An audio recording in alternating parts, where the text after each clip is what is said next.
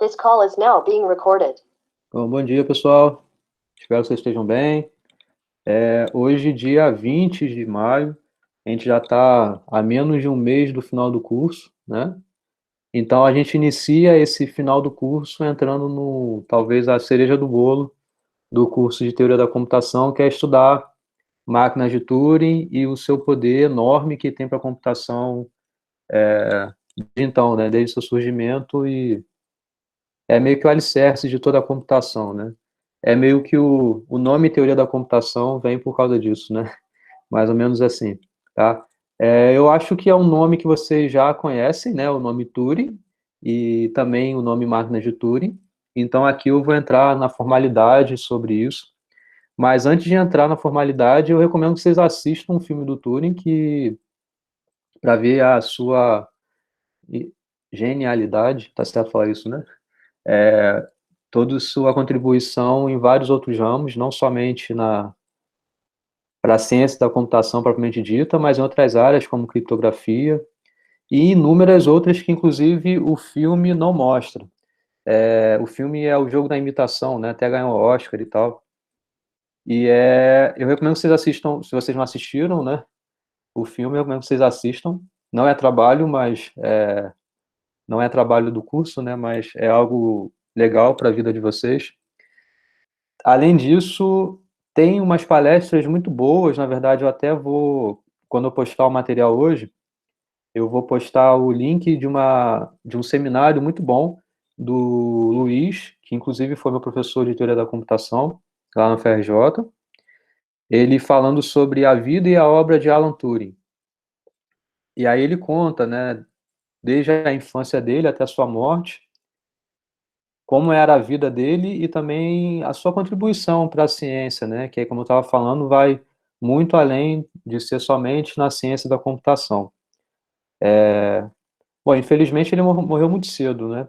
Mas seu impacto foi enorme e até hoje, na verdade, eu acho que até sempre, a gente vai falar sobre ele. Bom, indo direto ao ponto, né? O que a gente viu até agora, né? Então, até o momento trabalhamos com autômatos finitos, né? Que são bons modelos para dispositivos com quantidade de memória limitada, né? A memória acabava que era compartilhada com os estados e os estados são finitos e tudo mais, né? Então, a gente pode aumentar o quanto a gente quiser uma palavra e ter muito maior do que a quantidade de estados. Então, acaba que essa memória fica bem limitada. Ou ainda com a pilha, né?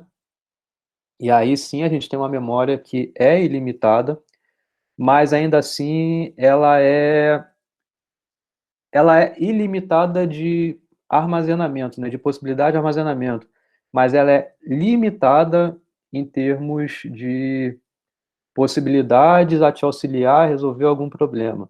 Tanto é que, por exemplo, na aula passada a gente viu exemplos de linguagem que não tem como ter um autômato com pilha que reconheça essa linguagem, né? Por exemplo, aquela que a gente viu na aula, né? A NBNCN. Isso é algo que a gente não sabe. Aliás, a gente não tem como, né? Nem questão de não saber, mas é de não ter como ter um autômato com pilha, e mesmo tendo a pilha lá com capacidade infinita, né, de armazenamento, né, nesse modelo hipotético aí de algo físico com capacidade limitada, né, mas ainda assim é algo que não tem como ter um autômato com pilha que faça isso, certo? Então, eles são, apesar de serem limitados, eles são bons modelos, eles são bons modelos, né, porque inúmeras linguagens a gente consegue reconhecer, né, mas ainda assim é limitado, né. Ah, São bons modelos para dispositivos que têm memória ilimitada, mas que só pode ser utilizada com restrições de tais que usem pilha, né? Então, acaba que o autômato com pilha só se aplica a problemas que se consegue resolver usando pilha, né? Basicamente é isso, né? Então, a partir de agora, a gente vai trabalhar com uma máquina que sim pode ser simulada. Tudo que o computador real consegue fazer, essa máquina consegue fazer. É claro que toda a arquitetura, né, todo esse modelo de arquitetura que tem um computador não é o que é uma máquina de Turing, mas nessa máquina você consegue sim fazer qualquer coisa, claro que de um jeito bem diferente, bem mais demorado do que um computador real, mas sim a gente consegue fazer, tá? E aí é o que a gente chama de máquina de Turing, é esse modelo que ele é mais geral do que todos esses autômatos que a gente viu antes. E eu até comentei isso em algum momento, apesar dele ser mais geral, e a gente vê isso no final, né? Depois de ter visto vários tipos de autômato, foi o primeiro modelo a ser surgido, né? Então, esse primeiro modelo de computação foi de fato com Turing, usando essas suas máquinas aí. E depois de, sei lá, 20 anos, eu tenho as datas guardadas em algum lugar. Eu acho que eu tenho isso em algum slide, mas eu não lembro exatamente. Eu sei que eu escrevi isso em algum lugar, mas enfim, também é fácil se encontrar no Wikipedia, aí esses históricos e tudo mais. Mas depois de muitos anos que surgiu o autômato finito determinístico, não determinístico, o autômato com pilha, vieram depois desse modelo mais geral, que são as máquinas de Turing. Bom, essa proposta foi feita, né, por ele em 1936, e ele não batizou o nome dessa máquina como máquina de Turing, né, só para...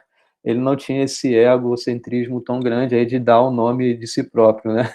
Isso foi depois de um tempo que foi atribuído esse batismo, né? E sim, Turing a gente considera como pai da computação, né? Eu sei que nem todos aí fizeram computação, então quem fez computação acho que é algo que já é conhecido por vocês, para quem fez, mas para quem não fez, talvez não seja, né? Então ele sim a gente considera como esse precursor do que a gente conhece como computação. Tá? Para vocês terem uma ideia, o termo algoritmo, né, não tinha o nome algoritmo, né? Então foi após os seus trabalhos que o nome algoritmo passou a ser, de fato, utilizado como um processo finito de passos que resolva um problema. Então, para você ver coisas que a gente usa tão naturalmente hoje, né, tão rotineiro, né? Na verdade, há poucos anos atrás, né, 36 não faz tanto tempo assim. Alguém de 36 hoje estaria com quantos anos? Estaria com 100, já teria 100 anos, não teria 100 anos, né? Mas teria quase 100 anos, né? Estaria já 90 e pouco. 85. 85? Então, meu pai É. tem 84 anos de idade. Então, você vê que alguém que nasceu nessa época aí evoluiu tal como a computação evoluiu. Enfim, bom, então, ainda assim, né, mesmo sendo isso, esse modelo que faz qualquer coisa que o computador faz e tal, ainda assim as máquinas de Turing não resolvem qualquer problema.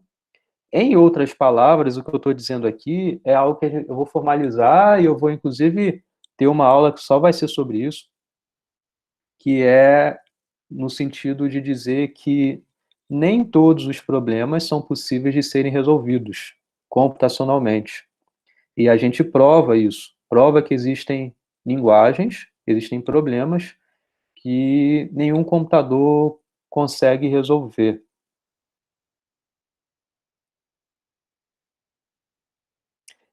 Tem essa lenda da maçã por conta dele, né? Porque ele morreu, se suicidou, né? Por conta de. Bom, acho que vocês conhecem a história dele, né? Ele Não, se... eu não Não? conheço, não. Não Não, conhece? não. Então, ele era homossexual. E na Inglaterra isso era um crime, ser homossexual nessa época. E ele tinha tido um. Isso foi um pouco depois da guerra, né, da Segunda Guerra, e ele teve um papel fundamental na Segunda Guerra para decodificar máquinas de criptografia alemã. E foi tudo secreto, foi um serviço secreto e tudo mais. E assista o filme aí que você vai ver exatamente essa parte aí, desse trabalho dele como agente secreto, né? Então, enfim. Mas aí, o que aconteceu? Ele, depois de um tempo, já tinha acabado a guerra e tal, ele foi na delegacia da queixa de que o objeto dele, o relógio dele, tinha sido roubado. E aí foram investigar como isso poderia ter acontecido e tudo mais. E acabou que ele contou que ele tinha na noite anterior dormido com um cara e então ele desconfiava que era esse cara e tudo mais e tal. Eu acho que foi assim a história, né? E aí acabou que a polícia falou assim: ah, é? Então tá, você tá preso. Mais ou menos isso. Porque é crime ser homossexual. E aí, enfim, houve vários. E ele já era famoso nessa época, ele era um professor renomado já e tudo mais. E aí deram a seguinte sentença para ele, né? Depois de um tempo lá, que foi o seguinte: ou ele passaria anos na cadeia, e aí tinha alguns anos lá na cadeia que ele deveria passar, ou ele deveria ser remetido a um tratamento de hormônios para poder não ser homossexual. Eram esses dois tipos de tratamento. Sendo que, olha que doideira, o tratamento eram com hormônios femininos. Então, foi uma fase que ele. Aí ele aceitou isso, porque para ele era melhor ficar livre, né? Livre. Isso, o nome do filme é Jogo da Imitação. É com o ator que fez o Doutor Estranho, inclusive. Também fez o Sherlock, né? Para quem assiste série aí, ele fez o Sherlock também. Enfim, e aí ele passou a tomar hormônios femininos e tudo mais, e aquilo mexeu com a mente dele, com o corpo dele, mexeu em tudo dele. Enfim, e ele era perseguido e tudo mais e tal. Então ele meio que ficou em cárcere privado, inclusive, né? Por conta de todas essas consequências aí. E aí ele se matou, comendo uma maçã que ele envenenou com cianeto. Aí tem, de fato, a lenda de que a logo da Apple é por conta disso, mas eu também vejo falando que é lembrando o Isaac Newton, né, da maçã ter caído e tudo mais. Enfim, tem essas ideias aí. Mas assista um filme que super recomendo, e acho que até melhor do que o filme, né, aí para você entender melhor quem foi ele, eu vou mandar para vocês a palestra do Luiz, que foi, ele fez no IMPA, na verdade ele fez essa palestra em vários lugares, né? O Luiz, inclusive, é o autor do livro que eu recomendo para vocês, né? Que eu recomendei para vocês no início do curso, que é do Collier, que é o Coutinho, que está lá no livro, e o Luiz é o coautor dele, né? Luiz Menachê ou Menachê que fala, enfim. Mas eles são os pesquisadores da área de teoria da computação, né? E aí o Luiz ele estudou profundamente a história do Alan Turing, e fez alguns seminários em relação à vida e à obra dele. São muito bons. Eu vou mandar um para vocês, acho que o mais recente que ele deu, tá? Que foi no IMPA, no Instituto de Matemática Pura e Aplicada. Muito bom, tá? Tá, mas aí o que eu tô voltando para cá, né? Eu nem lembro porque eu comecei a falar sobre isso, mas enfim, o que a gente vai ver em aulas mais para frente é que sim, existem problemas que um computador não consegue resolver porque um computador ele é equivalente, isso por uma tese que se chama a tese de Church-Turing. Essa tese diz que qualquer problema computacional pode ser resolvido por uma máquina de Turing. Até hoje isso não foi quebrado. É uma tese, a gente não tem uma prova, mas é algo que é bem aceito, tá? Então a gente vai ver um pouco sobre isso nas próximas aulas, né? É meio como um sumário isso aqui do que a gente vai ver, tá? Sobre hierarquias de linguagens, inclusive de problemas também. Então, quando a gente chegar nessa aula, a gente vai ver que a computação tem limitação, tá? E eles vão muito além dos limites teóricos, tá? Os problemas que a gente vai apresentar. E a gente vai ver isso, acho que daqui a 2 aulas. Não é a próxima aula, não. A próxima aula eu vou ensinar vocês a como de fato a gente monta máquinas de Turing, tá? E na próxima aula, depois da próxima, né? A gente vai entrar em decidibilidade já. Enfim, mas, bom, indo para frente então, vamos ver como é o esquema de uma máquina de Turing. Isso aqui é um modelo muito hipotético, tá? Eu acho que essa figurinha eu tirei do Cipser.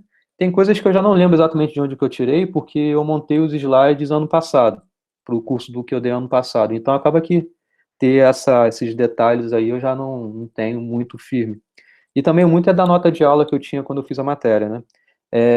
E aí esse esqueminha eu vou explicar para vocês. Antes de falar do esqueminha aqui, que eu lembrei agora, é o seguinte.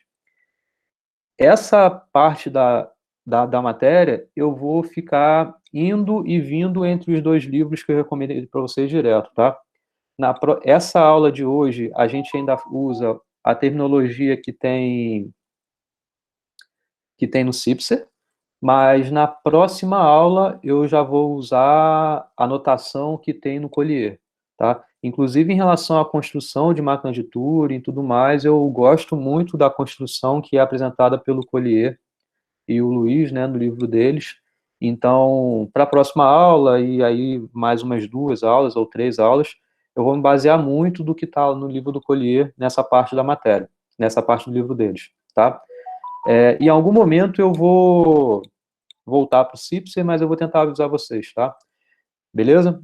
Bom, então, como é o esquema da máquina de Turing? É o seguinte, a gente tem basicamente 3 coisas importantes aqui.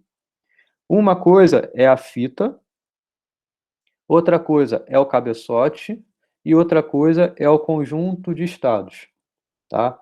Essas 3 coisas, é claro que tem regras, né, para fazer você andar, escrever e tudo mais, mas olhando bem a alto nível, né? Esse termo alto nível é ok para vocês quando eu falo? Eu nem sei se eu cheguei a falar sobre isso. Muitas vezes fala, olhando a alto nível e tudo mais. Vocês sabem o que significa isso?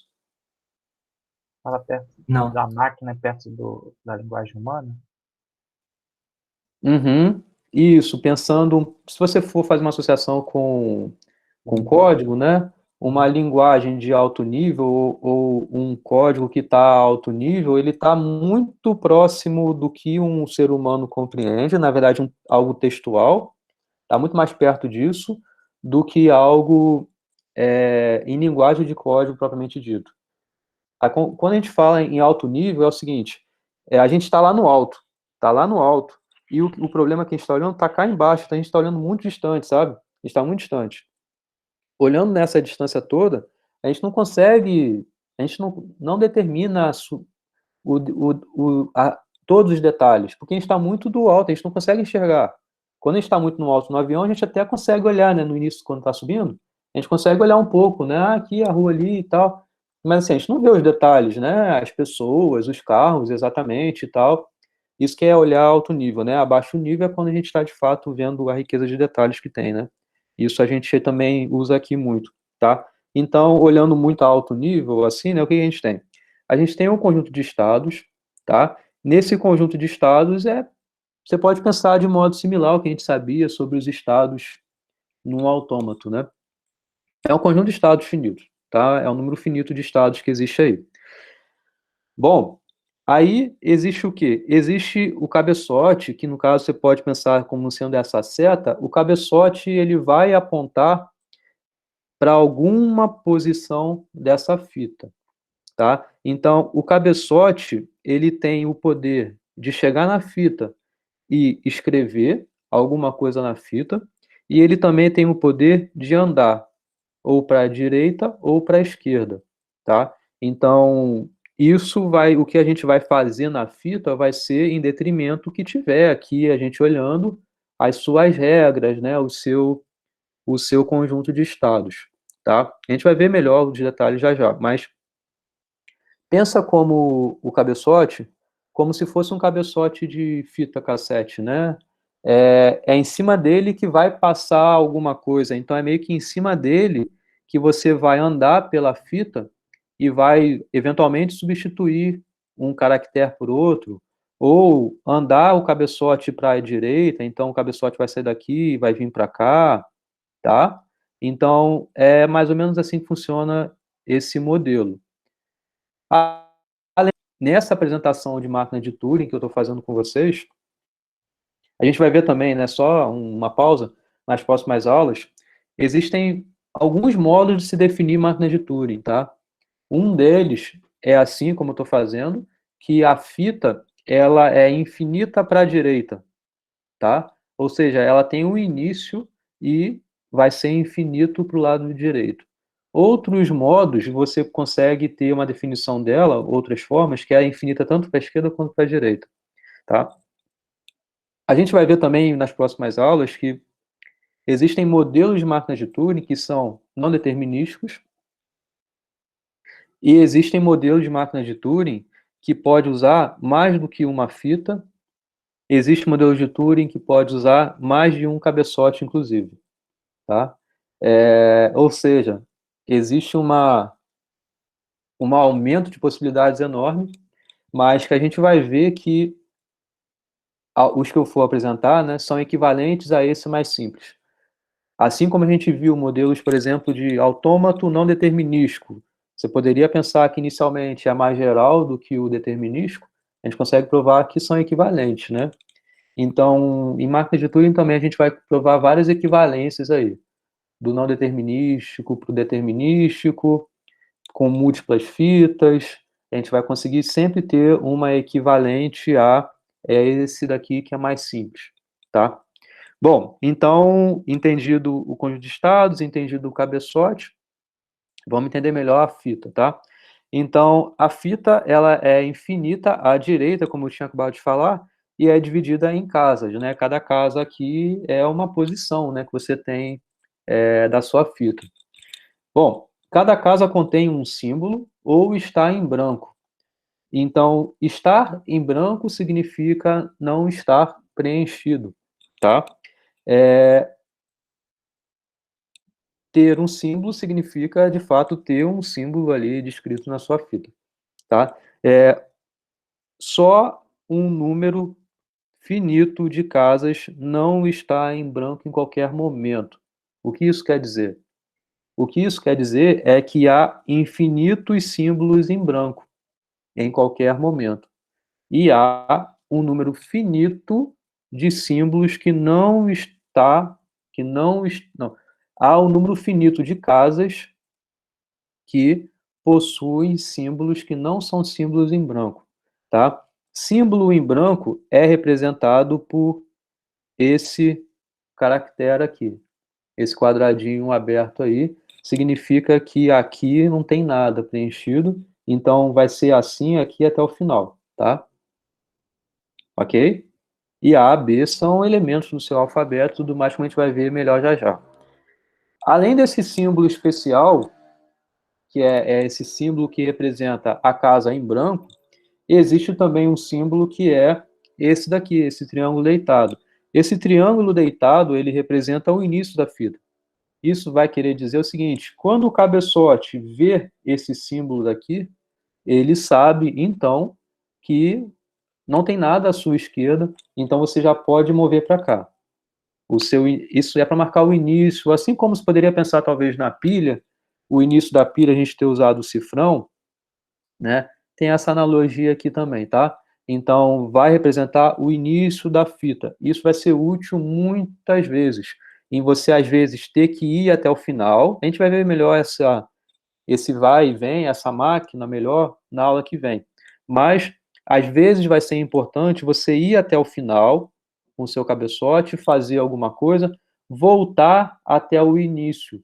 Voltar ao início da sua fita vai significar você voltar até você encontrar esse símbolo. Então, repara como aqui você tem um poder muito maior do que tinha na pilha, onde a pilha você só tinha acesso ao topo, não era isso? Você só podia empilhar, desempilhar. Você consegue fazer uma analogia com uma lista propriamente, que a gente conhece em estrutura de dados, tá? Então, você tem o poder aqui de vai e vem o quanto você quiser, tá? E isso daqui tem tamanho ilimitado, beleza? É claro que isso não é a definição, é só um esquema, né? Então, vamos ver melhor isso aqui, tá? Bom, tá ok aqui, gente, com isso que eu passei até agora? Tá sim, tranquilo. Beleza? Tá. Então, vamos lá. Além do Arnaldo, tá claro para todo mundo? Tá sim. Beleza? Sim, sim. Beleza. Tranquilo. Tá. Então, vamos lá, vamos para a definição formal disso, né? Então, a máquina de Turing, né, muitas das vezes a gente vai usar esse MT, né, máquina de Turing, é uma sextupla, tá? E aí tem o seguinte, esse conjunto de dois alfabetos aqui, tem o conjunto de estados, tem um desses estados é o estado inicial, tem um conjunto de estados finais e tem a sua função de transição, tá?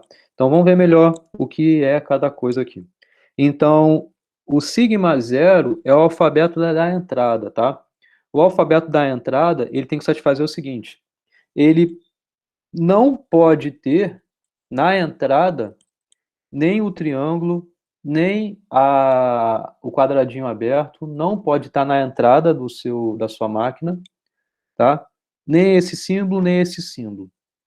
O porquê disso vocês vão ver já já. Esses símbolos, eles são especiais. Tanto esse do triângulo, quanto esse do quadradinho aberto, quanto esse para a esquerda, quanto esse da direita. São símbolos especiais. O que significa dizer, então, que o alfabeto, ele tem símbolos, mas não pode ter nenhum desses. Está clara essa notação para vocês, né? A interseção desses dois conjuntos é vazio, ou seja, não tem nenhum elemento que está aqui e que esteja aqui ao mesmo tempo. Então, é isso que quer dizer o alfabeto da entrada. Tem símbolos, mas não pode ser nenhum desses. Bom, agora, sigma é o alfabeto da fita. O alfabeto da fita, você tem o quê? Você tem todos os elementos do alfabeto da entrada, e aí você já pode meio que enxergar um pouco o poder. Para que a fita vai servir? A fita ela vai servir para receber a entrada e você vai ali na fita simular o que você quer em relação à entrada que você colocou lá, tá? Então, na fita, você tem que ter os elementos que são quem? Elementos do alfabeto da entrada, então eles compartilham, né? Elementos. Além disso, você tem esse conjunto com esses dois elementos, que é justamente o triângulo e a casinha em branco, ok? Então, isso aqui, inclusive, já apareceu aqui, né, no esquema, na fita. Alguém levantou a mão? Só para tirar uma dúvida. Fala. Eu perdi aqui, caiu minha conexão, caiu minha bateria. O quadrado sem a parte superior é encerramento? Ele vai ter uma associação a isso, vai ter uma associação ao que tiver à direita desse símbolo, a gente vai entender que não tem nada a mais. Certo. Tá? Ele vai ter essa interpretação no futuro. Não necessariamente, mas a gente vai acabar usando assim. Tá? Entendi. Beleza, obrigado. Mas o que ele representa de fato, esse símbolo, é que a casa está em branco. Tá?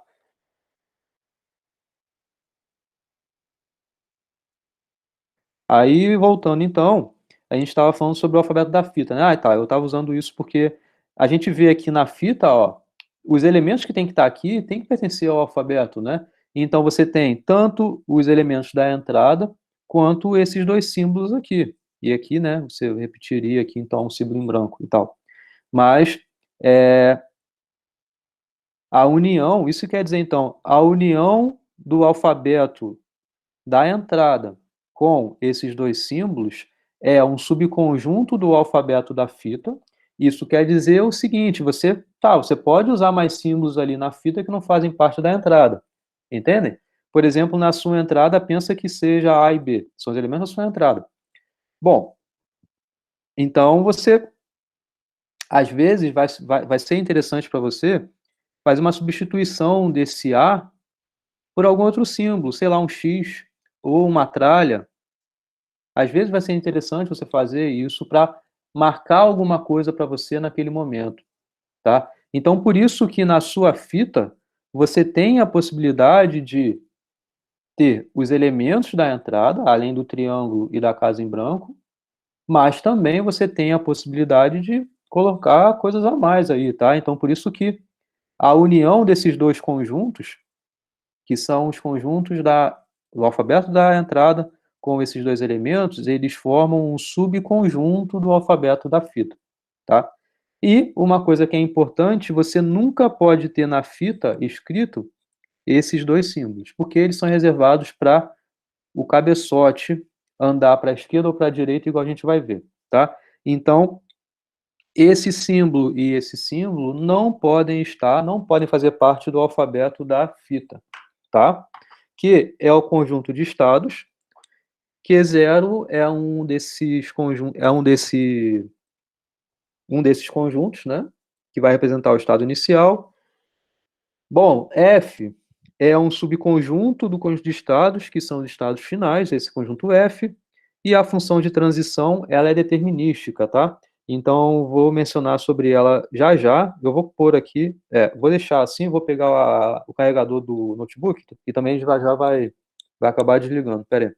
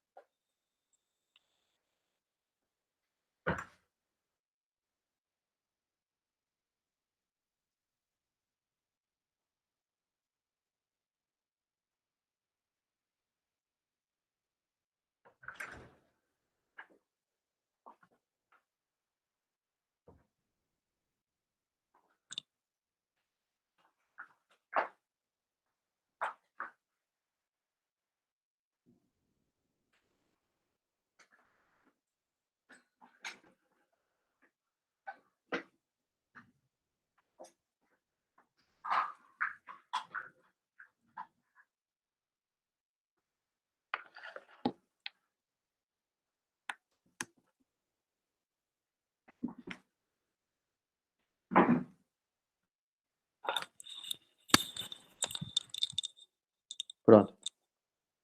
Tá, então eu estava falando sobre a função de transição, né? Bom, vamos lá. O que a função de transição diz para a gente aqui? Ó, ela tem como... Vocês sabem, né? E é algo que eu estou usando desde o início do curso, né? Essa notação. Então, existe aqui alguma entrada e vai ter alguma saída. Esse times aqui, né? É justamente um par ordenado. Então, você tem na entrada esse elemento juntamente com ele... Aliás, um elemento que mora nesse conjunto juntamente com o elemento que mora nesse conjunto de entrada, e a saída disso vai ser outro par ordenado, onde um elemento vai morar nesse conjunto e outro elemento vai morar nesse conjunto, ok? Então, quando vocês virem alguma coisa desse tipo, não se assustem, né? Não sei se isso acontece com vocês, mas tem que entender o que cada símbolo representa, né? Então, isso aqui, essa setinha, né? Como é uma função que a gente está dizendo aqui, ele vai levar uma coisa até a outra coisa. Então, a entrada sendo esse par ordenado, porque justamente é o que representa esse símbolo, vai ter como entrada o que vai gerar essa saída, tá? Então, vamos entender o que isso quer dizer. Bom, você tem o seguinte, no par de entrada, um elemento que vai ser um estado, mas ele não pode ser nenhum estado final, tá? Isso a gente vai observar no próximo slide, é que se cheguei num estado final, você não vai fazer nada, tá? Então, você vai fazer alguma coisa, você vai ter alguma transição quando você tem um estado que não é estado final, como entrada, juntamente com um elemento do seu alfabeto da fita. Em outras palavras, você pode entender que eu estou em cima de um estado, naquele reloginho lá, no meu diagrama de estados, e o cabeçote está vendo alguma coisa na fita. É isso que é a entrada da função de transição, tá? Então, você está em um estado e, além disso, o cabeçote está em um símbolo aqui, ok? Isso vai mandar fazer alguma coisa, esse parzinho. Esse parzinho vai fazer o quê?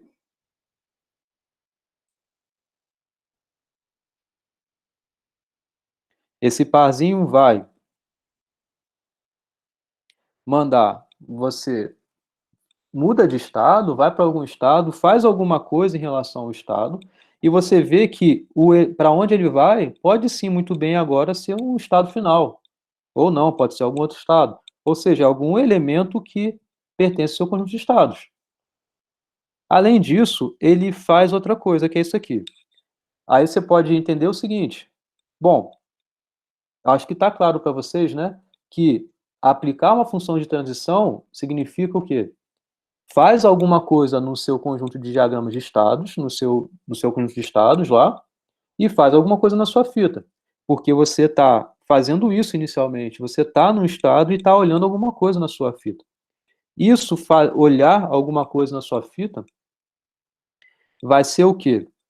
Vai ser ou, como é uma união, né? Então, a cada passo você faz isso ou isso, e aí a cada passo é isso exclusivo, né? Porque você faz isso significa você escreve alguma coisa na sua fita, e você nunca pode escrever o símbolo triângulo, tá? É uma coisa que a gente vai ver. Isso está dado aqui nessa informação. Você vai fazer alguma coisa na fita, que é escrever algo, e escrever algo é um elemento que está no seu alfabeto da fita. Então, significa você dizer também que você não pode escrever o triângulo, porque está dada essa informação aqui, e além disso, você não pode escrever esses dois símbolos, porque eles não pertencem ao seu conjunto sigma. Tá claro isso? Você vai escrever algum elemento que está no alfabeto da fita, que não seja esse símbolo aqui. Ele não entra, apesar dele pertencer ao alfabeto da fita. Você não pode escrever ele. Além disso, quer dizer, além disso não, você faz isso, ou você tem alguma transição que significa essa seta ou essa seta, que vai indicar para você, como a gente vai ver isso já já, andar uma casa para a esquerda ou andar uma casa para a direita do seu cabeçote, tá? É isso que é a função de transição, tá? Observação em relação a essas coisas aqui. Na verdade, eventualmente eu já falei, mas só tendo isso por escrito. A transição é definida apenas para estados que não são estados finais. Isso está sendo dado aqui, nessa parte. A função de transição é definida apenas para estados que não são finais. Logo, a máquina sempre para ao alcançar um estado final. Ou seja, conseguir chegar no estado final, houve alguma transição que fez vir para um estado que era final, a máquina vai parar, tá? A máquina não pode escrever o símbolo triângulo, como eu acabei de falar, na fita para não interferir em seu uso como marcador da ponta esquerda da fita. Então, isso é o porquê de você não poder escrever em nenhum momento o triângulo em alguma posição da sua fita. Você não pode chegar aqui, chegou aqui nesse momento aqui, opa, estou vendo B e estou algum estado aqui, troca isso pelo triângulo. Você não pode fazer isso, tá? Você pode fazer pelo símbolo em branco, mas não com o triângulo.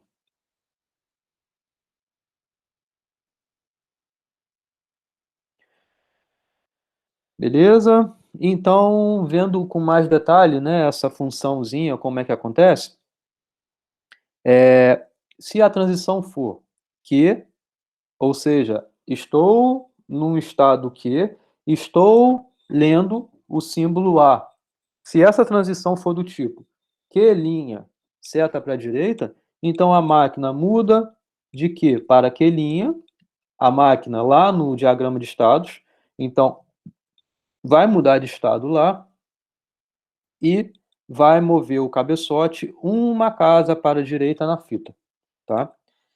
Por outro lado, né, se tiver a mesma coisa aqui, sendo que a seta para a esquerda, vai mover de estado e você vai mover uma casa para a esquerda. Só isso. Se for, não são essas duas representações que aparecem aqui, né? Deixa eu só voltar aqui.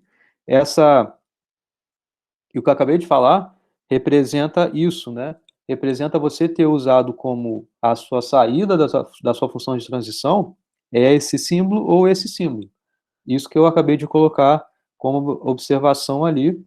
Agora você pode também, muito bem, ter uma transição que seja estou no estado, estou com o cabeçote lendo A, então você faz isso, essa transição, que significa não move o cabeçote, tá? Move de estado no seu diagrama de estados de Q para Q linha, né? Muda a máquina de Q para Q linha, não mexe no cabeçote em posição, mas o cabeçote tem um poder de substituir o caractere. Então ele substitui o A pelo B na casa atual da fita, tá? Então isso encerra o que como vão ser essas transições. Então, a função de transição, a função deltinha, deve satisfazer o seguinte, algo que não foi colocado aqui, né? É se esse símbolo, no início, o cabeçote está no início da fita, tá? Comecei a minha computação de algo na máquina, tá? O cabeçote sempre começa no primeiro símbolo, tá? E vai ser esse símbolo daqui. Ou vai ver em algum momento, você vai estar com o cabeçote lá na frente e vai mandar o cabeçote voltar. Ó, volta lá pro início, tá? Algo bem algorítmico. Estou vendo alguma coisa, estou vendo alguma coisa aqui na fita. Estou em algum estado específico, então volta para o início. Vou querer fazer isso eventualmente várias vezes. Então, voltar para o início vai significar você, em algum momento, enxergar esse símbolo daqui no seu cabeçote. Isso daqui vai mandar, obrigatoriamente, mover para a direita. Uma casa para a direita, fazendo alguma transição aqui de estados, tá? A gente vai ver isso também, como isso vai aparecer. Mas só para deixar bem definido as coisas, com isso, então, a gente tem completamente o que a gente pode fazer em cada momento em relação à função de transição. Beleza? Alguma pergunta? Estão entendendo tudo? Sim, Sim? sim. Eu ia comentar alguma coisa agora, só que eu esqueci. Na verdade, enquanto eu estava explicando, eu lembrei de alguma coisa que eu ia comentar. Não era nada relacionado a isso, mas era um parênteses que eu queria fazer. Ô, Fala, Luiz, Rodrigo. lá no CIPS, ele define como a 7UPA, ele bota os estados que aceita. Como eu estava falando, então já é a partir dessa aula. Eu estou usando a anotação do Collier, Ah, beleza. tá? Porque eu acho muito mais visual, não exatamente o que está aqui, mas o que vai ser na próxima aula, tá? No CIPS, se vocês forem ver, a representação de uma construção de máquina de Turing dele é diferente, lembra muito um autômato com pilha até. Vocês vão ver que ele bota lá, de fato, os diagramas e tudo mais, os estados e tal, mas eu prefiro usar a anotação do Collier. Então, vai lá no Collier que vai estar assim, tá? Ô, Luiz, aqui, o cabeçote, por exemplo, ele pode, se ele estiver lá no início, eu vim voltando, aí eu vim voltando, eu vim para a esquerda, eu avancei e agora eu voltei. Aí ele está lá no triângulo. Aí eu mando para a esquerda, ele continua ali então, parado, né? Ele não faz nada. Ele não muda para a esquerda, ele muda para a direita. Ah, ele vai para a direita. Aqui, ó. Não, não, mas tô falando. Não, você falou que podia voltar também. Eu vim voltando. Ah, tá. Aí vamos supor, eu posso voltar com ele até o triângulo. Certo. Aí agora tem alguma seta para a esquerda, ele continua parado ali no triângulo. Não faz nada. Isso. Ah, tá. A gente vai ver exatamente no próximo slide um exemplo que vai ser assim. Pode ser que, dependendo da sua função que você queira ter na sua máquina, você não vai resolver nada, tá? Depende muito da construção que você estiver fazendo.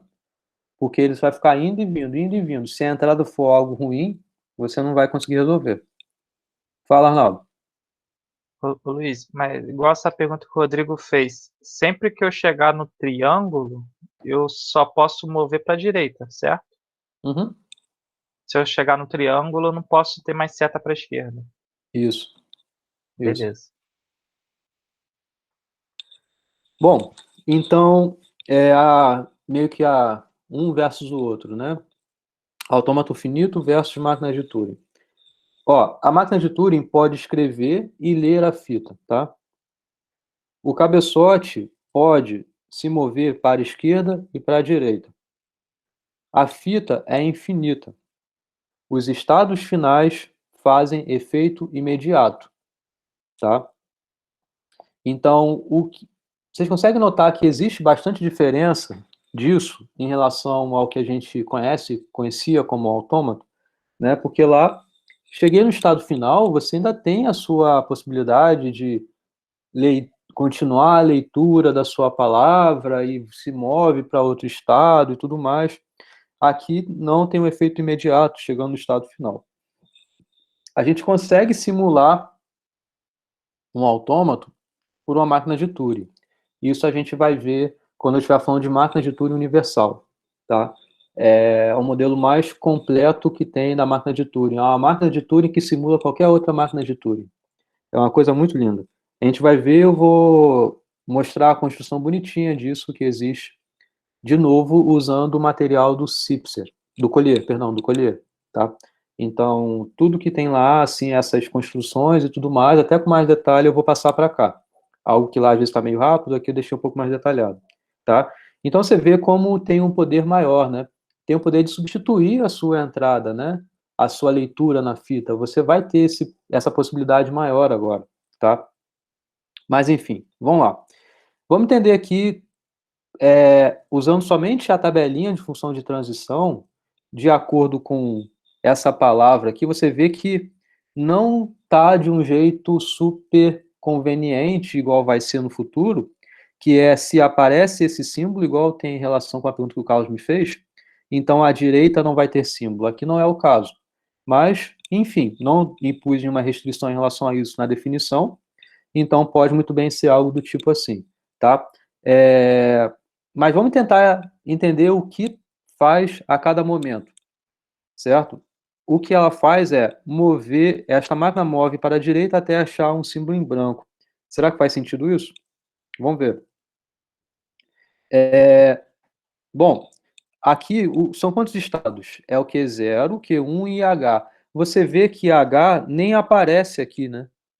Na sua tabelinha de transição. Como eu tinha mencionado para vocês, né? Se eu cheguei em H, não tem transição para fazer. Então, não vai aparecer na tabela o H. É um estado, tá? Mas se chegou lá, bom, acabou, tá? E ele vai ser o seu estado final também, tá? Mas o que existe? O alfabeto da sua entrada é somente o A. E o alfabeto da fita, então, ele é o A, juntamente com os outros dois símbolos possíveis, que são o triângulo e a casa em branco, tá? Bom, isso daqui você pode pensar como sendo uma computação, em algum momento você acabou fazendo isso, colocando um A ali, uma casa em branco ali, enfim, mas não é muito bem o objetivo entender em que passo estamos aqui, mas é de acordo com isso ver o seu funcionamento, tá? Então, a gente começa no estado inicial, que é o Q0, tá? Q0, você vê que aqui nem aparece a transição associado a você estar vendo o triângulo. Porque, como foi falado no slide, não vou voltar, mas dois anteriores, se tivesse em cima do triângulo, você já viria para cá, tá? Então, bom, estou em Q0, estou lendo A. Aqui, estou lendo A. O que ele vai mandar fazer? Vai mandar mudar de estado, né?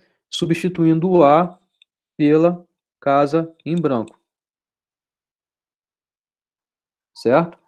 É isso que ele vai mandar fazer. Pode servir para alguma coisa, pode não servir para nada, mas é isso que ele está mandando fazer. Faz sentido isso para vocês? Tá claro isso para vocês? O que ele está fazendo, sim. Para quê? Não. Então, vamos lá. Estou em Q1, né? Ele mandou ir para Q1. Então, estou em Q1, estou lendo o quê? Estou lendo casa em branco. Estou lendo casa em branco, o que você está fazendo? Volta para o estado Q0, anda para a direita. Ok? Então, o cabeçote que estava aqui, né? Porque o primeiro passo foi substituir o A pelo símbolo em branco e não mover o cabeçote. Quando você tem a substituição de um caractere por outro caractere, o cabeçote só fica parado. O cabeçote ele só tem o poder de substituir. Não tem você não está mandando o cabeçote andar. Você mandou o cabeçote andar agora. Tá? Em Q1, lendo o símbolo em branco, porque essa é a substituição que ele fez. Aí ele manda o seguinte, vai o cabeçote para a direita, volta para Q0. Certo? Aí, bom, estou em Q0, estou lendo o A, porque o cabeçote está aqui, né? O que ele vai fazer? Vai substituir o A pelo símbolo em branco e não muda de estado, aliás, muda de estado, mas não muda a posição do seu cabeçote. Estou em Q1 vendo o símbolo em branco, o que ele vai fazer? Vai para a direita. Volto para Q0. Estou lendo o A, estou em Q0, substituo isso aqui pelo símbolo em branco, indo para Q1. Estou vendo o símbolo em branco, o que ele vai fazer? Vai para a direita.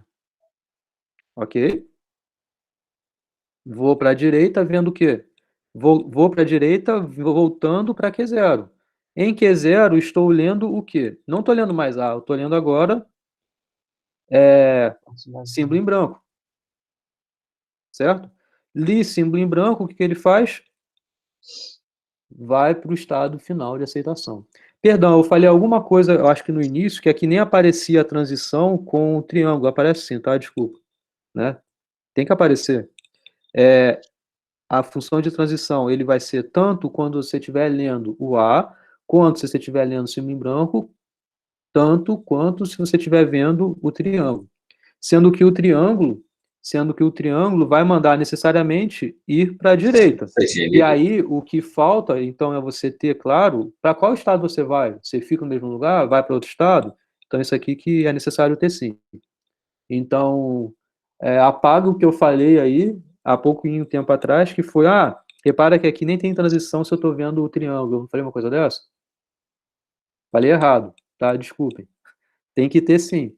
Tem que ter, apesar de eu saber que o cabeçote vai se mover para a direita necessariamente, tem que ter claro qual é o estado que eu vou, tá? Beleza? Então, aqui, ó, você vê que essa máquina move para a direita até achar um símbolo em branco. É isso que ela vai fazer. Beleza? É o que essa máquina está fazendo. Tá claro isso? O funcionamento?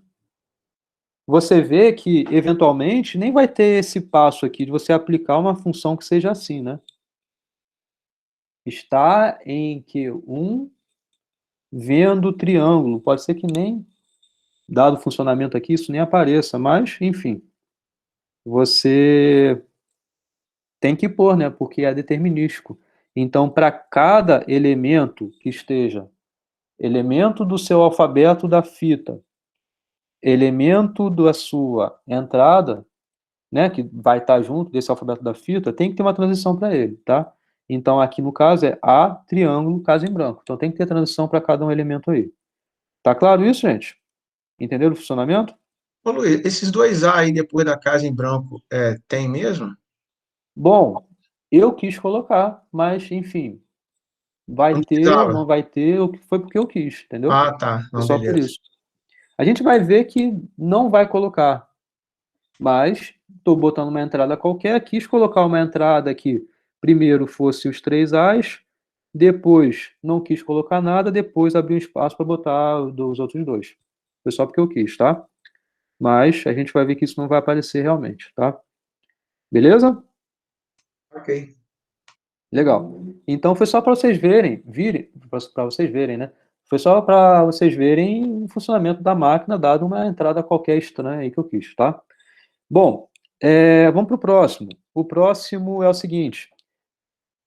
De novo, o alfabeto da entrada é somente o símbolo A.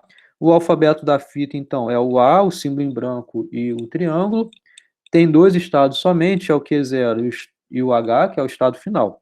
Então, a função de transição só vai se aplicar ao Q0, certo? Como é que vai ser aqui com essa entrada, tá? Então, você vê que Bom, estou no início, estou com o cabeçote em triângulo, que você vai, vou mover para a direita, mantendo nesse estado Q0, ou seja, não estou indo para o estado H, tá? Depois, então, onde eu estou? Estou em Q0, estou olhando o A. O que ele vai fazer? Olha o que ele está mandando fazer. Voltar uma certa, para a esquerda. Vou para a esquerda, olha que doido. Então, vou para a esquerda, mantendo nesse estado. Então, aqui que eu vou fazer? Estou em Q0, estou olhando o triângulo. O que eu vou fazer? Direito. Vou para a direita e vou para cá. O que eu vou fazer aqui? Vou para a esquerda. Vou acabar isso? Então, essa máquina move para a esquerda até achar um símbolo em branco. Se eu estivesse mais ou menos aqui no início, né? Se o início do cabeçote fosse aqui, ou se fosse algo cuja entrada fosse aqui um símbolo em branco, e aí você tem um A, o que seria se fosse assim? Você me moveu para cá. Então, aqui você tem o Q0, vai ficar lendo isso, e aí sim você vai para o seu estado H de aceitação. É meio estranho, né? Realmente não faz nenhum sentido essa máquina aqui. Ela pode não parar, ela vai não parar, né? Ela nunca para. Realmente é assim, tá? São máquinas que, ok, está satisfazendo a restrição, a definição, pode ser que não sirva para nada, mas são máquinas, tá? Então, é só por isso que eu quis pôr o exemplo aqui, tá? É claro, se eu estiver pedindo, construa uma máquina que faça tal e tal coisa, então você não pode construir uma máquina que caia num loop infinito aqui e você não consiga ter uma saída adequada para ela, tá? É só isso o objetivo desses dois exemplos, beleza? O problema é justamente quando esse, né? Quando você não encontrar, né? Você vai ficar indo e vindo direto aí. Tá, agora vamos entender o que é uma configuração, inclusive para a gente entender o que é uma computação de uma máquina e o que seria aceitar uma palavra aí nessa máquina no futuro, tá? Então, vamos lá. O que é uma configuração? Até para vocês entenderem como a gente vai ter de notação em relação a essas computações, tá? Então, uma máquina de Turing começa a computação com uma palavra, tá? Que é esse W, e ele é escrito em relação a essa concatenação, tá? Então, a concatenação é o seguinte, ele tem um triângulo concatenado a W', onde W' tem, em cada caractere, um elemento da sua entrada ou um símbolo em branco. Na extremidade esquerda da fita, e o cabeçote sobre o primeiro símbolo de W'. Então, você vê como a gente vai ter uma computação já não mais aqui, mas sim no primeiro símbolo de W', porque vai mandar mover para a direita, né? Claro que a gente tem que entender também o estado para onde a gente vai nesse primeiro passo. Muitas das vezes a gente vai continuar no mesmo estado, mas pode ser que mude. Então, tem que ficar atento a isso, tá? Então, beleza. Uma configuração de uma máquina de Turing é uma expressão de 3 itens da computação. Então, você tem que ter, em um momento, o seguinte, o estado atual que a máquina de Turing se aplica, está. O Leonardo mandou uma mensagem que ele falou. Eu precisar sair aí, resolver um problema de mudança, alguma coisa. Ah, tranquilo, beleza. Boa sorte aí. Então, beleza, você está em um estado na máquina, né? Você tem o conteúdo da sua fita e, além disso, o cabeçote está em algum lugar. Então, uma configuração tem que ter. Em um certo momento, na sua computação, você tem a sua configuração, a cada passo você tem uma configuração, que é dado por essas 3 coisas. É o estado da máquina, é o que tem na fita e é onde o cabeçote vai estar. Como a gente representa isso, né? Aqui seria mais ou menos o esquema, né? Então você tem o conteúdo da fita, é isso daqui. Você está num estado, que é esse, e o cabeçote está nesse lugar. Como a gente representa isso? A gente vai representar dessa forma, tá? E tem o estado atual que você está, o conteúdo da fita, que aqui você sabe que, como aqui a gente vai usar essa notação, tá em branco, então tudo que está para cá está em branco. Apesar, inclusive, de ter a possibilidade de, no meio, você ter algo em branco. Em algum momento, você sabe que tudo que está à direita vai estar em branco, porque a gente sabe que tem uma quantidade finita somente de posições cujos caracteres não são símbolos em branco. É a quantidade finita. Então, isso é o W' que vai ser representado aqui. Tá? Então, esses daqui são os elementos que estão na sua fita atualmente, e o cabeçote está nesse elemento, então você põe isso sublinhado. Tá? Então, isso é uma configuração.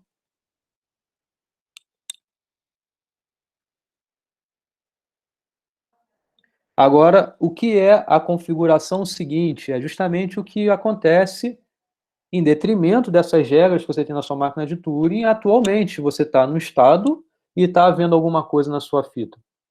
Então, você tem a possibilidade, o seguinte, se foi, estou num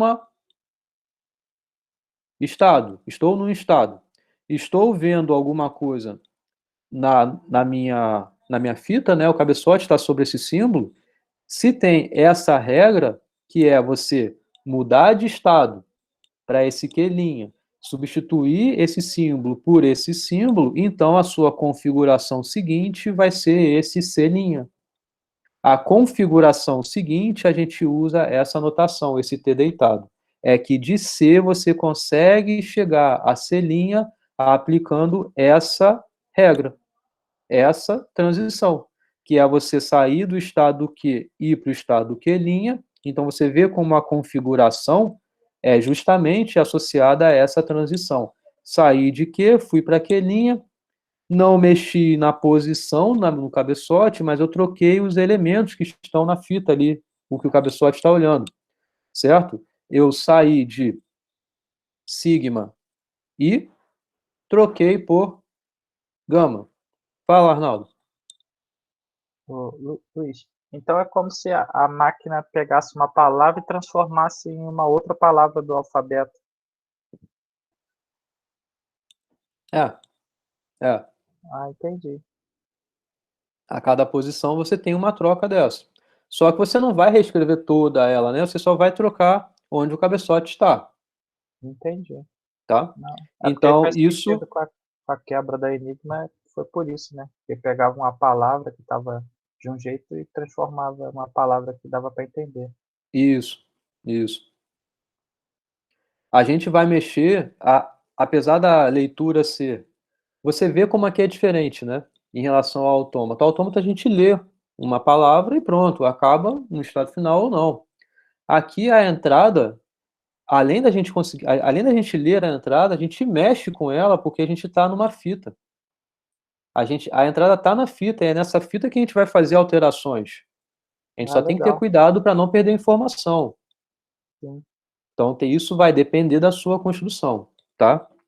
Então, vamos lá. Mas você pode ter regra, né, que seja, não vai trocar nada, mas vai mover o cabeçote. Então, ok, a sua configuração seguinte é essa. Beleza? Ou pode ir para a direita, então sua configuração seguinte vai ser essa, que é aquela que só vai fazer mover o seu cabeçote. E, claro, mudar de estado eventualmente, né, do Q vai para o Q'. Pode ser que continue no mesmo estado, mas é do Q para esse Q' aí que mora no mesmo conjunto Q maiúsculo. Ambos. Então, sabendo que é uma configuração seguinte, né, essa notação que a gente usa aqui, é que de C você consegue vir para C' aplicando uma regra, que é vir dessa configuração para essa, ou dessa para essa, ou dessa para essa.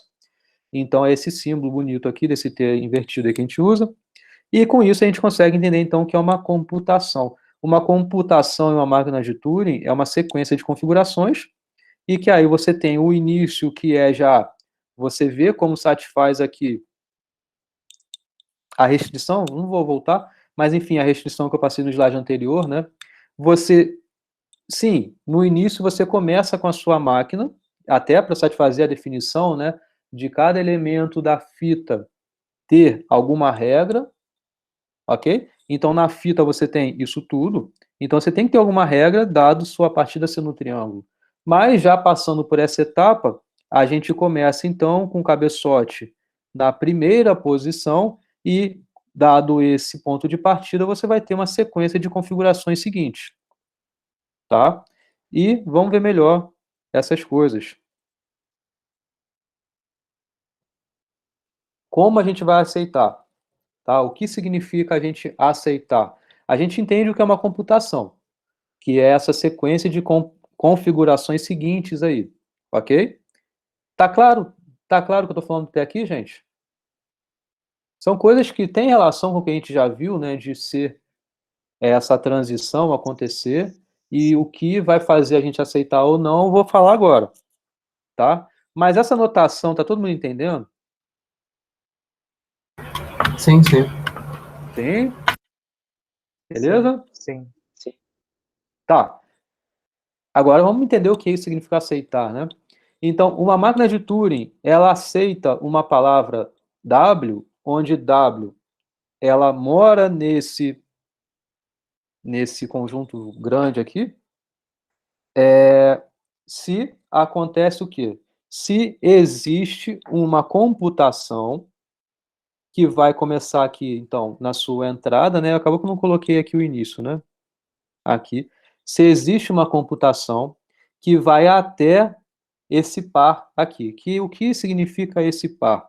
Significa é uma configuração, tá? Esse par. Estou num estado H. H, ele pertence ao seu conjunto de estados finais. Vocês lembram disso, né? O que eu falei sobre o estado final?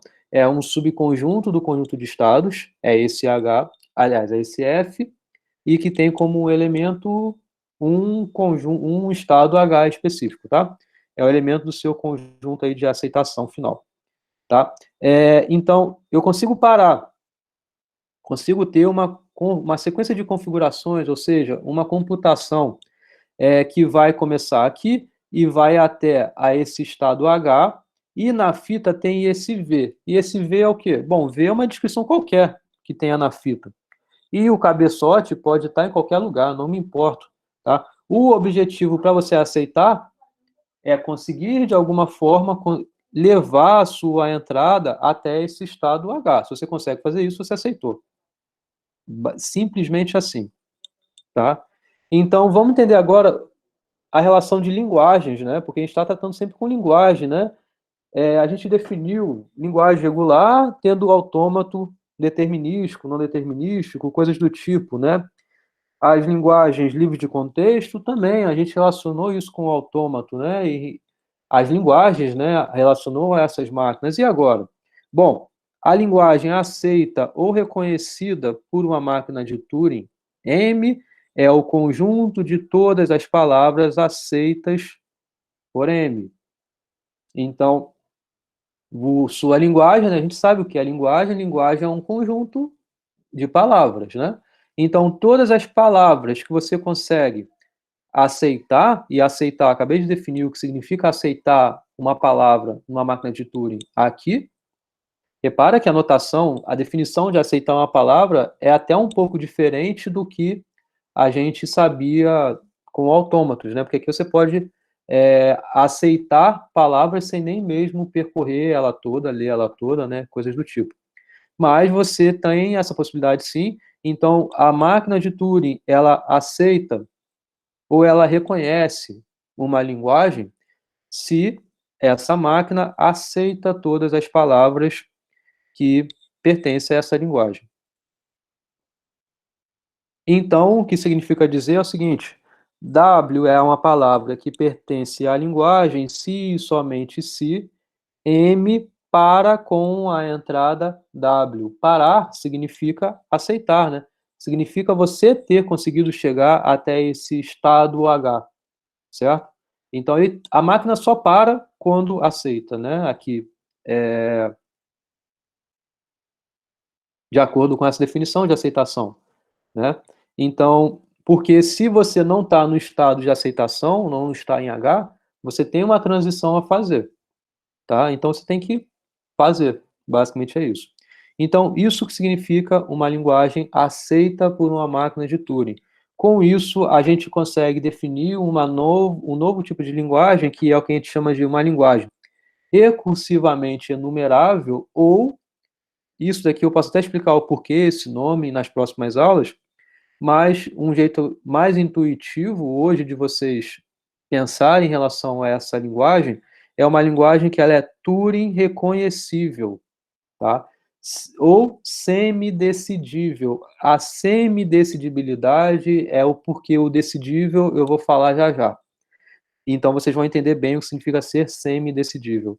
Em relação a ser Turing reconhecível, é porque a máquina de Turing, se comporta tal como assim, ela só consegue ter certeza de parar com palavras que são aceitas. Concorda? Então ele reconhece. Se você põe ali uma palavra que você sabe que pertence a essa linguagem que a máquina reconhece, então ela vai parar. Ok? Ela só tem o poder de reconhecer, ó, eu já te dei uma palavra que ela pertence, tá? Só tenha certeza aí. Ele vai parar em algum momento. Basicamente é isso. Então, agora, se a palavra não pertence à linguagem, e você simplesmente põe ela ali, você não tem a certeza. Você passa a ficar na dúvida se, pô, e aí, será que eu vou parar em algum momento? Será que essa palavra vai parar, ou seja, ela vai ser aceita em algum momento? Ou ela está simplesmente rodando ainda aí e ainda está no processo da computação dela? Tá? Então, essa máquina que ela somente aceita é esse tipo de máquina aqui, e a gente chama ela de Turing. Aliás, a linguagem cuja máquina reconhece, a gente chama de Turing reconhecível. Fala, Ronaldo. Luiz, eu não sei nem se faz sentido a pergunta, mas que talvez já seja uma restrição óbvia. Mas se você botar, por exemplo, um símbolo que não é da linguagem. Como assim? Para quê? Por exemplo, você pegou um símbolo. Não, é essa questão, por exemplo, não sei da máquina fisicamente, se ela tem alguma restrição. Por exemplo, você botou uma palavra lá e tem um símbolo que não faz parte do alfabeto da linguagem.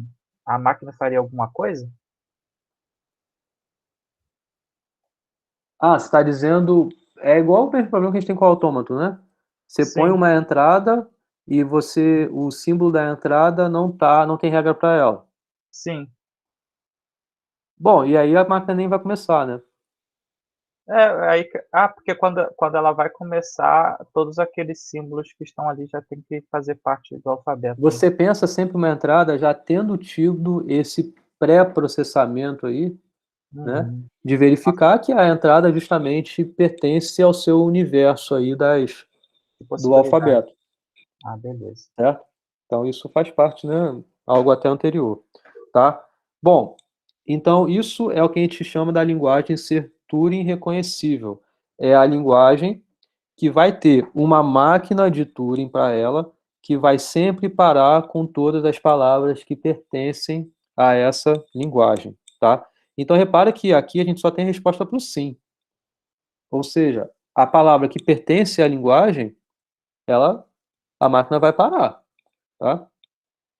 Em termos de aceitação de linguagens, toda máquina de Turing é equivalente a uma máquina de Turing com um único estado final. Você consegue ter você tem uma condição de uma máquina de Turing. Vamos supor que você tenha feito uma máquina de Turing com vários estados finais aí. É muito similar ao que a gente conhece no não determinístico lá, né? Sendo que aqui você pode criar um outro uma outra função de transição que vai fazer você ir para esse único estado final H. Tá claro isso? Sim, sim, Faz sentido isso para vocês? faz. Ainda assim é determinístico, mas você não está se importando muito bem com sua fita. A fita tem que estar de um jeito específico. Então, você pode simplesmente vai para o seu estado final, o único possível ali, fazendo qualquer coisa que você quiser na fita, tá? Basicamente é isso. Então, tá? A gente consegue essa máquina de Turing com o único estado final. É só uma observação aí em relação a esse tipo de máquina que é útil para reconhecer linguagens, tá? Agora vamos ver um outro tipo de máquina de Turing, que é o que a gente chama de decisor, tá? Um decisor é um tipo especial de máquina de Turing que possui dois estados finais. É um estado que a gente chama de S e é um estado que a gente chama de N, em que, tal que, com qualquer entrada da máquina, ele sempre alcança um estado final. Então, aqui, esse tipo de máquina, um decisor, ele... o que eu quero é isso aqui, peraí.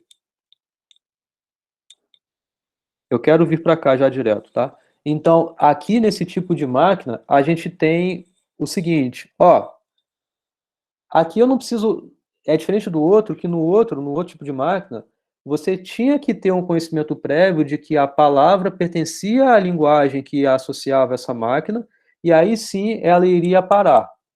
Você sabe que ela vai parar nesse caso. Agora, se a palavra você não sabia se ela pertencia à linguagem ou não, você não tem essa certeza garantida se ela vai parar sendo aceita ou ela vai continuar rodando infinitamente aí.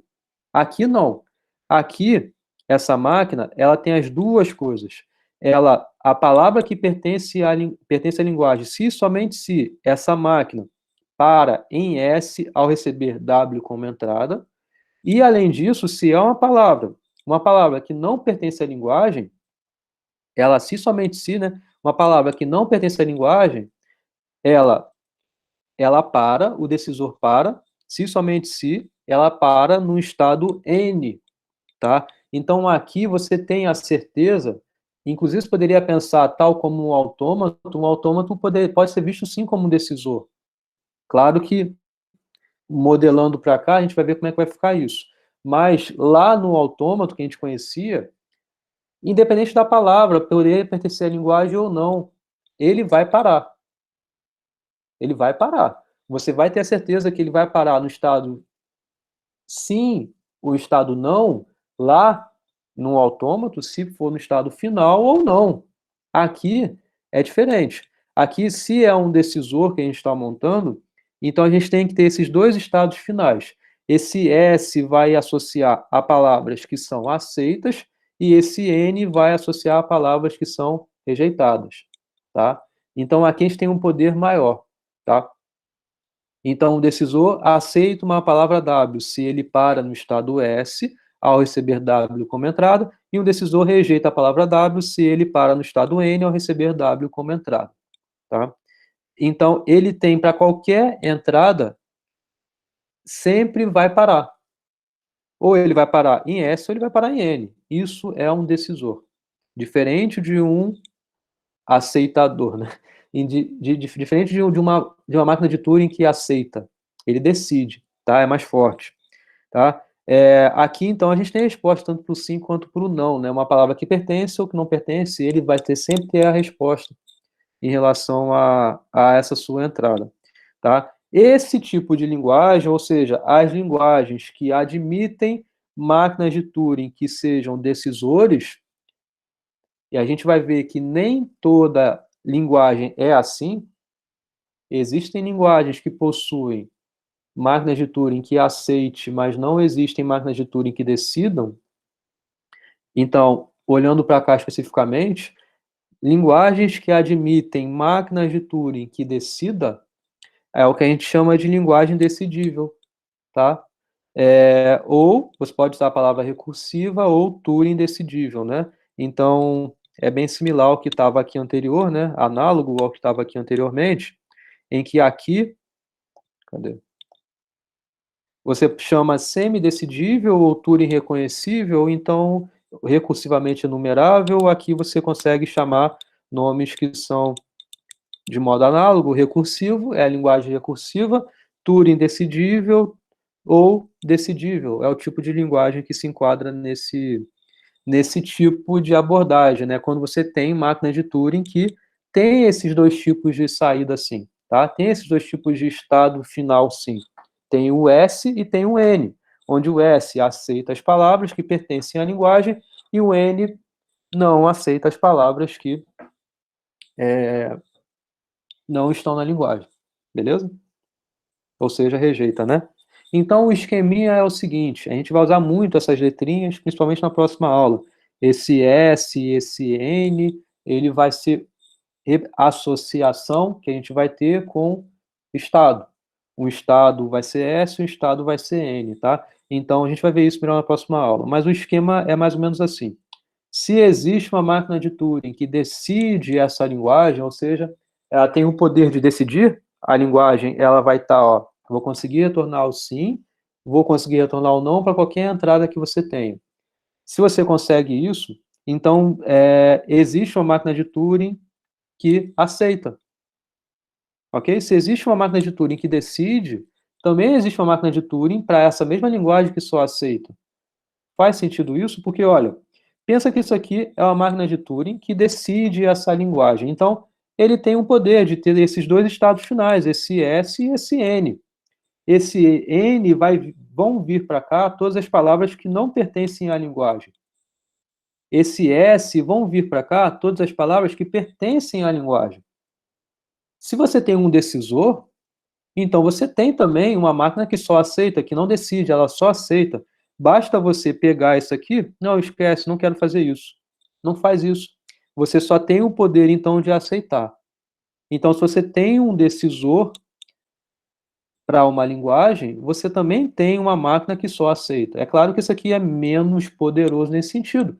Mas, enfim, isso aqui quer dizer que todas as linguagens que são decidíveis também são linguagens semidecidíveis. Ok? Beleza? A gente vai ver exemplos de linguagem aqui. A gente também vai ver exemplos de linguagem aqui. Tenho alguma questão? Como é que é? Fala de novo, Arnaldo. Perguntei se, por Tem exemplo, alguma questão de máquina que aceita... se ela aceita, por exemplo, mas ela tem que parar num determinado tempo, porque às vezes ela pode demorar a parar, mas... Aí que tá. Aí que tá essa dúvida que a gente vai ver. Entendeu? Então, você vai ficar na dúvida se por que está demorando. Bom, se não é um decisor que você está olhando, né? Se é um decisor, você tem a certeza que vai parar. Pode deixar lá que vai parar. Agora, aqui, se é uma máquina que ela só aceita, você vai ficar com essa dúvida aí. A não ser que você já saiba previamente que a palavra pertence à linguagem. Tá? Então, beleza? Beleza. Isso vai ficar mais claro nas próximas aulas. Eu vou falar do problema da parada, a indecidibilidade do problema da parada. Enfim, a gente vai ver melhor sobre isso nas próximas aulas. Mas esse esquema é como a gente vai, então, entender, inclusive, o que a gente vê como na hierarquia de Chomsky. Mas antes de chegar lá, ou seja, chegar ao fato de você entender o que são linguagens aqui, a gente vai na próxima aula verificar várias linguagens que estão aqui, nas próximas 2 aulas, a gente também vai entender linguagens que estão aqui e também aqui.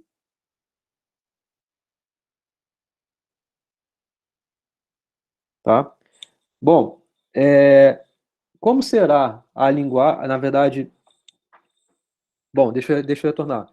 Antes da gente, de fato, entender essas construções e tudo mais, de modo mais detalhado, vamos entender de novo a alto nível, né? A linguagem é essa, tá? Ela não é livre de contexto. Isso daqui é um exercício que está na lista? Vocês já viram? Ou na Avion?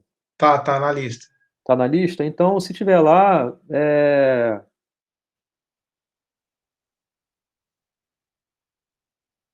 bom, vamos ver o que tem aqui, rapidinho.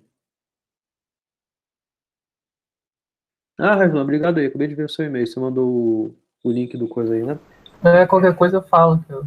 Não, beleza, depois a gente conversa. Depois dá até durante a aula mesmo, na próxima lá, da apresentação.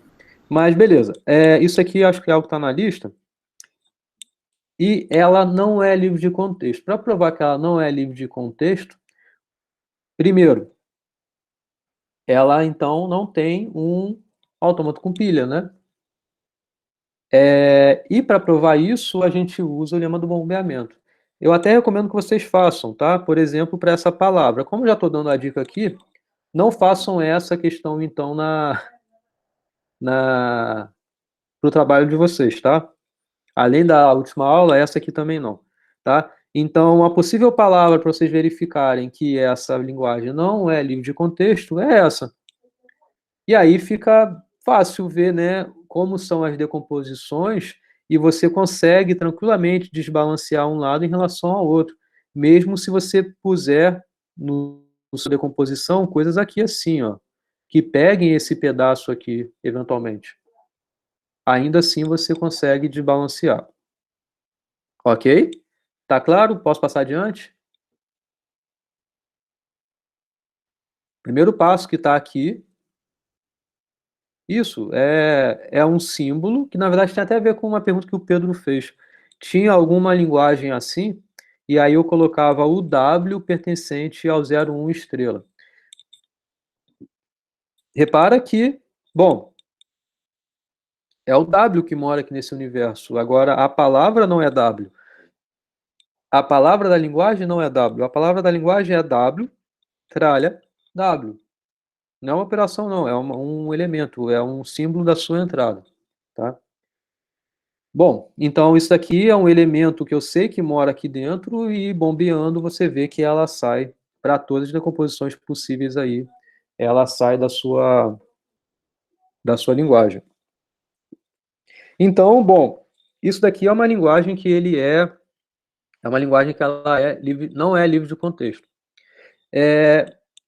Isso dá para ser provado pelo lema do movimento, como eu acabei de falar.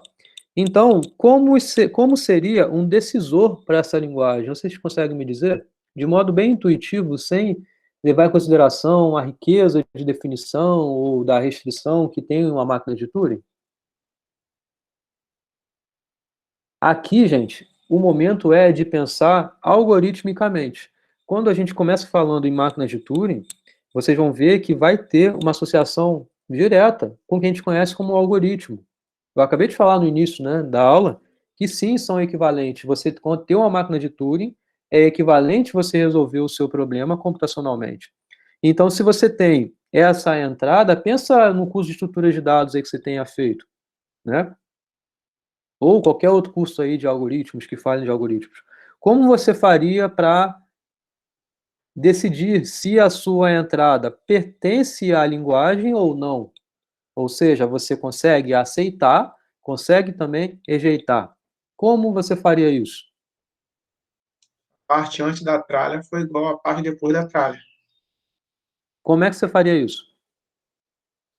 Como você consegue verificar essa igualdade aí?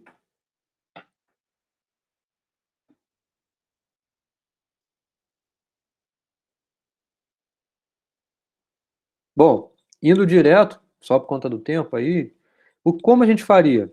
A ideia seria justamente emparelhar antes do tralha com o que vem depois do tralha.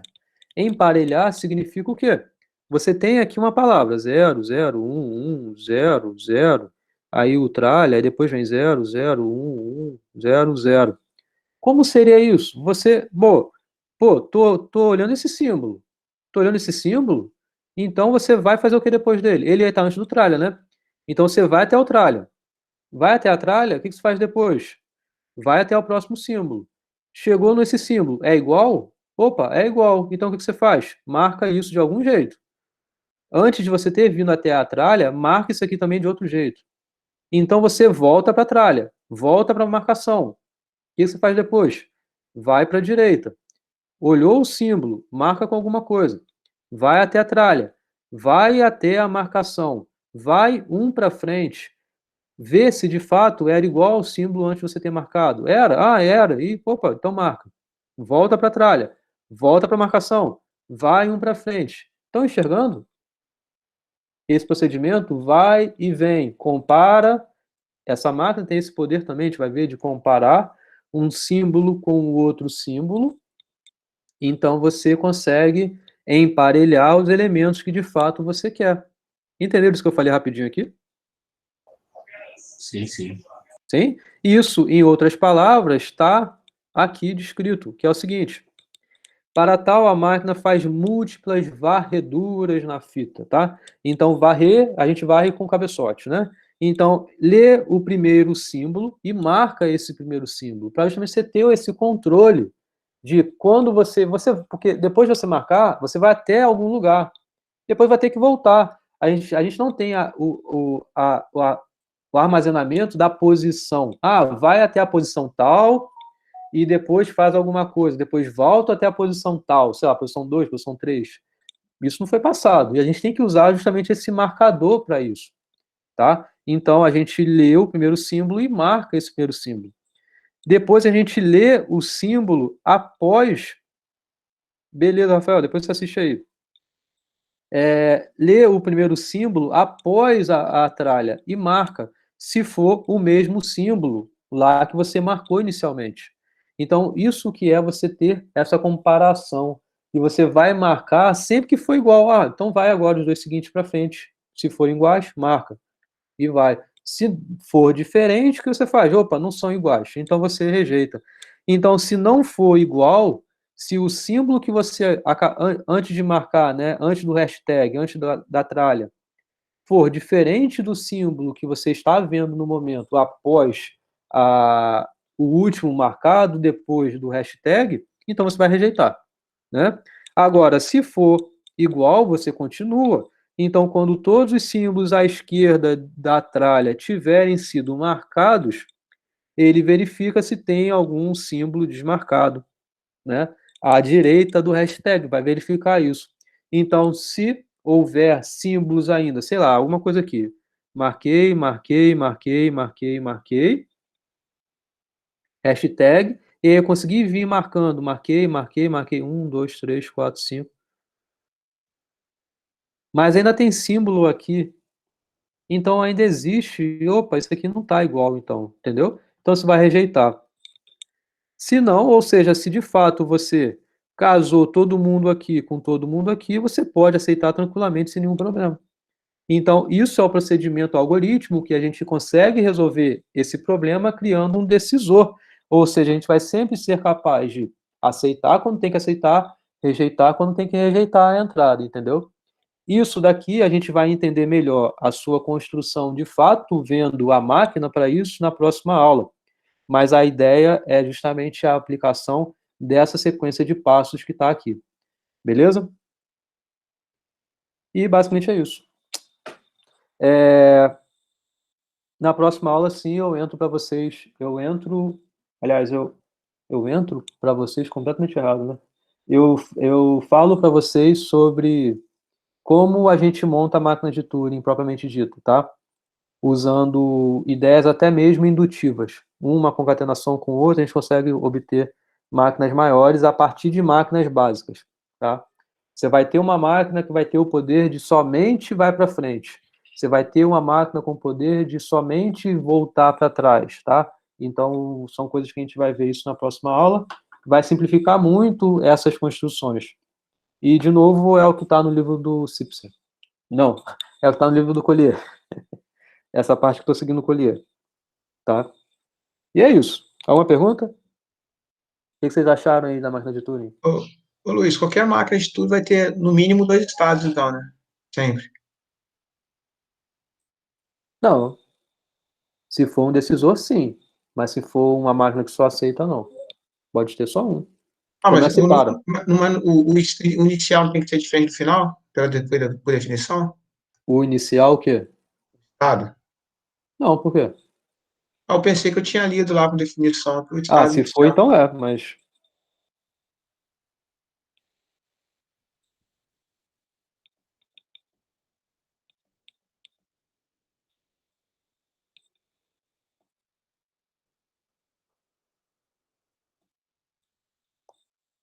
Aqui. Ó, F É um subconjunto com os estados, não tem nada não. Não, parece que eu tinha visto que tinha que ser diferente. Onde? Eu não sei, algum livro eu estava lendo aí. Como eu estava falando antes, existem muitos modos equivalentes de se definir uma máquina de Turing. Inclusive não considerando 6 upla, igual eu estou fazendo aqui, mas considerando 7 upla, coisas do tipo, mas são todas equivalentes. Tá? Beleza? De acordo com essa definição aqui, não. Beleza? Ô, Luiz. Sim. É só uma curiosidade. Assim, do ponto de vista histórico, a máquina de Turing ela veio antes dos autômatos finitos, né? Deterministas. Assim, a função dos autômatos, assim, ela é só didática ou ela tem aplicação prática mesmo? Tem sim. Coisas que envolvam sem armazenar a memória. Por exemplo, sistemas de elevador, coisas do tipo abrir e fechar a porta. Não precisa armazenar nenhuma memória. Você não precisa saber o andar que você passou antes para conseguir ir para um andar tal, sabe? Você não tem essa necessidade. Sistema de abrir e fechar a porta é a mesma coisa. Você não precisa ter armazenado ali a informação de quantos que já passaram eventualmente naquela porta. Você não precisa ter memória. Entendeu?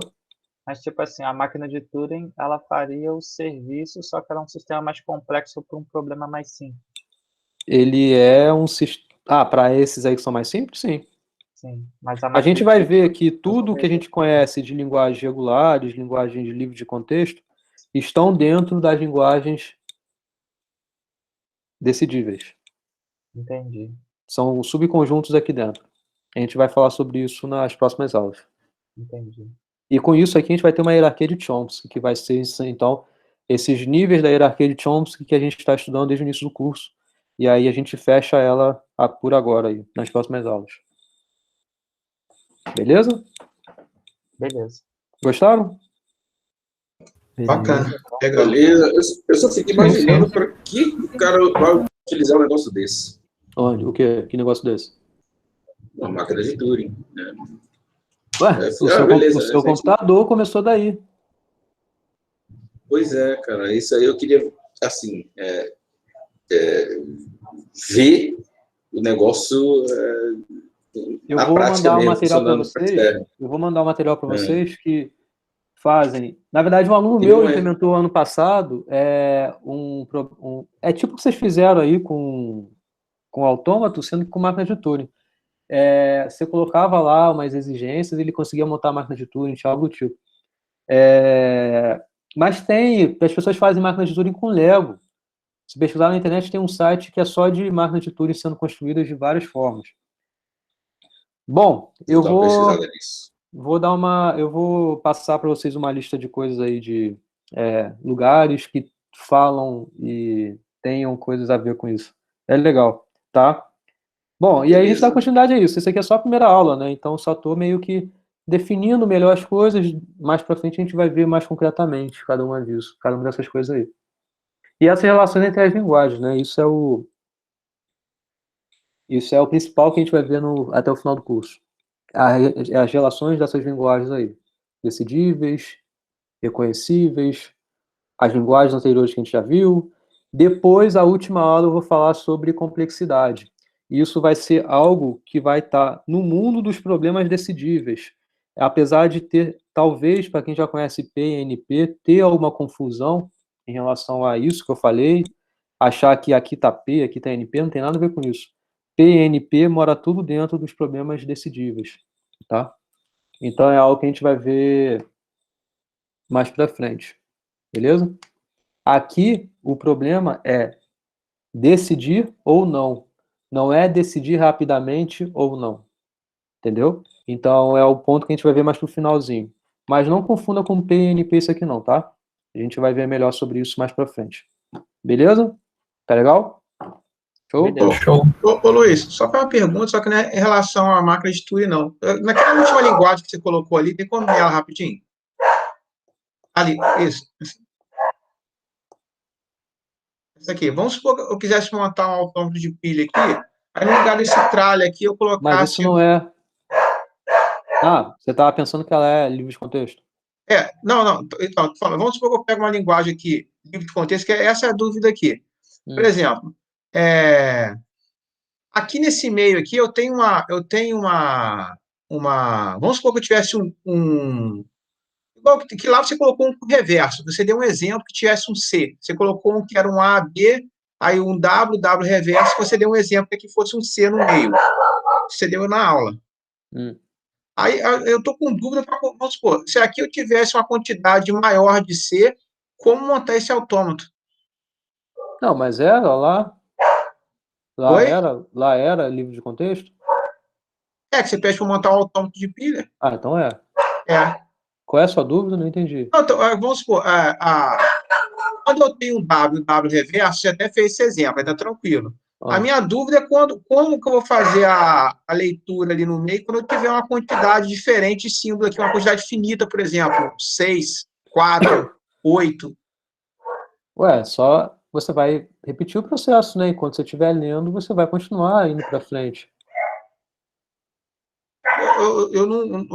Eu travei nessa questão aqui. Você deu um exemplo com um C, você tem um exemplo na aula com um C, e tem um exercício da lista que você tem 4 Cs no meio. Aí um C foi fácil, você pegou e disse, quando eu ler o C, eu começo a desempilhar do outro lado. Você começou, você tinha o W aqui, o W reverso aqui, para começar a desempilhar. Agora, mas você não tem uma regra que você vai para frente sem mexer na pilha? Isso você vai fazer. Vai para frente na leitura da palavra sem mexer na pilha. Tá. Então não tava, eu dei mole nisso aí, então. Eu estava travando essa parte aí da pilha. Tá. Beleza, valeu. Mas só prestar atenção nessas possibilidades que você tem. Você tem muitas possibilidades também com um autômato com pilha. Tá? Dá Valeu. uma pensada nisso aí. Falou? Valeu. Beleza? Então, bom final de semana. Obrigado. Assistam aí o jogo da imitação, as outras coisas que eu mandar também para vocês, e terça-feira a gente fala mais sobre máquina de Turing aí. Beleza? Daqui até o final do curso eu só vou falar de máquina de Turing, tá? Então, qual é a aula dessa aqui? Acho que é a aula 14? 13? Sei lá. 14. 14? Então, até a aula 20 aí, 21 é sobre máquina de Turing, tá? Então, mas é isso. Falou? Falou, tchau. Valeu. Valeu, gente. Valeu, gente. Foi um prazer. Valeu. Até mais. Deixa eu encerrar aqui. Eu tinha feito uma pergunta lá, se